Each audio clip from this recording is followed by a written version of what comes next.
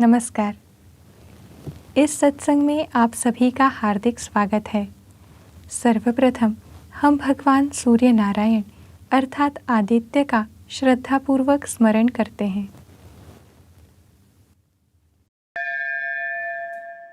आदित्यस्य नमस्कारं ये कुर्वन्ति दिने दिने जन्मान्तरसहस्रेषु दारिद्र्यं नोपजायते। अब समझ लेते हैं पद्म पुराण के अंतर्गत आदित्य हृदय स्तोत्र में बताए इस श्लोक का अर्थ।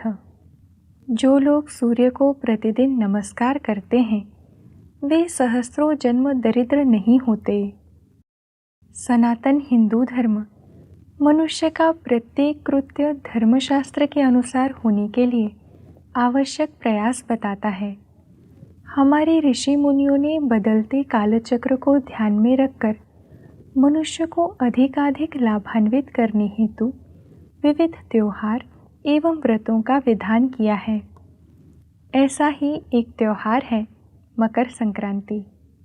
मकर संक्रांति संपूर्ण सृष्टि को ऊर्जा देने वाले भगवान श्री सूर्यदेव की उपासना हेतु मनाया जाने वाला महत्वपूर्ण पर्व है। भारतीय कालगणना के अनुसार सूर्य वर्ष में 12 राशियों में भ्रमण करता है। इस भ्रमण में प्रत्येक 6 मास उपरांत संक्रमण होता है। ज्येष्ठ महीने में सूर्य मकर राशि से कर्क राशि में और पौष महीने में कर्क राशि से मकर राशि में संक्रमण करता है। इस संक्रमण को संक्रांत कहते हैं। इसलिए मकर संक्रांति का त्योहार पौष महीने में आता है। अंग्रेजी कालगणना के अनुसार यह दिन 14 अथवा 15 जनवरी होता है। इसी दिन से सूर्य का उत्तरायण आरंभ होता है। उत्तरायण मकर संक्रांति से अर्थात 14 जनवरी से कर्क संक्रांति तक अर्थात 21 जून तक होता है। इसके उपरांत दक्षिणायन आरंभ होता है। यह काल कर्क संक्रांति से अर्थात 21 जून से मकर संक्रांति तक अर्थात 14 जनवरी तक होता है। ऐसा माना जाता है कि उत्तरायण के 6 महीने देवताओं का दिन होता है। दक्षिणायन के 6 महीने देवताओं की रात होती है।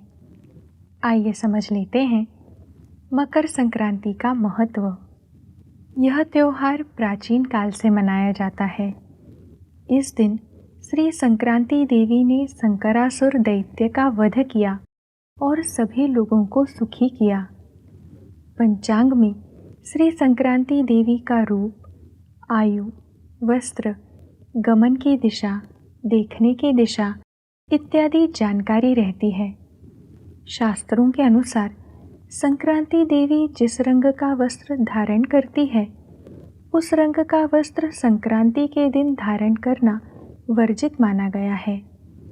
इसका कारण है ऐसी मान्यता कि संक्रांति देवी जिस वस्तु का स्वीकार करती है उस वस्तु का नाश होता है।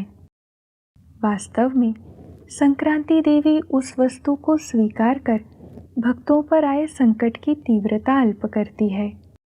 ऐसी भी मान्यता है कि श्री संक्रांति देवी जिस दिशा की ओर जाती है और देखती है उस दिशा में संकट आते हैं। जिस दिशा से वह आती है उस दिशा में सुख समृद्धि होती है। यहाँ दिशा स्थल का और श्री संक्रांति देवी का देखना काल का प्रतीक है।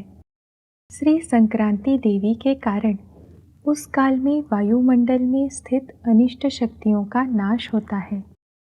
अनिष्ट शक्तियों का नाश होने की प्रक्रिया एक प्रकार से युद्ध जैसी होती है, जिसमें युद्ध भूमि पर उपस्थित सैनिक की भांति जनसामान्य को कुछ संकटों का सामना करना पड़ सकता है। इसलिए यह मान्यता है कि श्री संक्रांति देवी जिस दिशा की ओर जाती है और देखती है उस दिशा में संकट आते हैं। युद्ध के उपरांत जनसामान्य के संकट दूर होकर उन्हें सुख की प्राप्ति होती है। इसलिए संक्रांत होने के उपरांत अर्थात